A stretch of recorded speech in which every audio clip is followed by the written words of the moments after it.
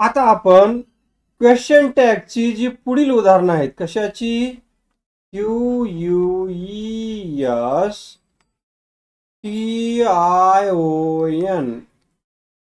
Question टॅगची जी पुढील उदाहरणे आहेत ती उदाहरणे बघूया. आपण आता बघतोय पहिलं उदाहरण आजच्या लेक्चर मधलं. जर दिलेल्या वाक्यात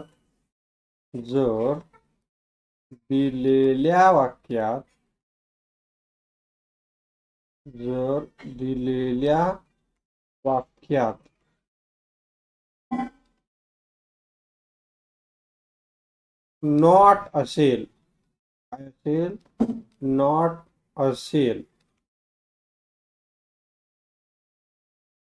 जर दिलेल्या वाक्यात नॉट असेल तर क्वेश्चन टॅग मध्ये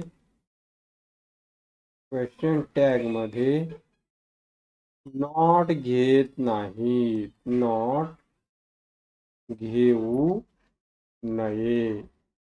काय करायचं? नॉट घ्यायचं नाही. आपण आता त्याचं उदाहरण बघूया. For example, I was not speaking in the class. SPEAKING. I am speaking. I was not speaking in the class. CLASS. याचं उत्तर काय होईल? उत्तर ANS. उत्तर काय होईल? नियम नंबर 1, दिलेले वाक्य जशास तसे लिहावे. I was not speaking. SPEAKING. I was not speaking in the class. त्याच्यानंतर काय करायचंय? कॉमा द्यायचा दिला. वाक्यात असलेलं सहाय्यकारी क्रियापद घ्यायचं, घेतलं. वाक्यात नॉट आहे म्हणून आता नॉट घेण्याची गरज नाही. नॉट घ्यावं लागेल का आता? का? कारण दिलेल्या वाक्यात नॉट नाही. शेवटचा नियम, वाक्याच्या सुरुवातीस असलेला कर्ता सर्वनामाच्या स्वरूपात घ्यावा व शेवटी प्रश्नचिन्ह द्यावे. समजलं? आता याच्यानंतर आपण पुढचे एक उदाहरण बघूया. He is not in the class. CLASS. He is not in the class. याचं उत्तर काय होईल?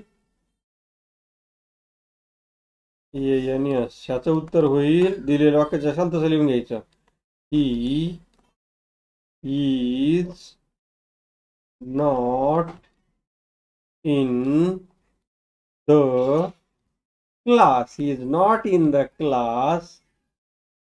वाक्यात असलेलं सहाय्यकारी क्रियापद इज. बरोबर. त्याच्यानंतर वाक्यामध्ये नॉट असल्यामुळं क्वेश्चन टॅग मध्ये नॉट घेऊ नये. आणि त्याच्यानंतर वाक्याच्या सुरुवातीस असलेले हे जे सर्वनाम आहे ते शेवटी घ्यावे व प्रश्नचिन्ह द्यावे. आलं लक्षामध्ये? आता आपल्याला एक गृहपाठ देतो मी, ते तुम्ही कमेंट सेक्शन मध्ये कमेंट करा. She has not a mobile. She has not a mobile. याचं काय करायचं? तुम्ही उत्तर कमेंट करायचं. या वाक्याचं उत्तर कमेंट मध्ये आपण कमेंट करायचं आहे. धन्यवाद.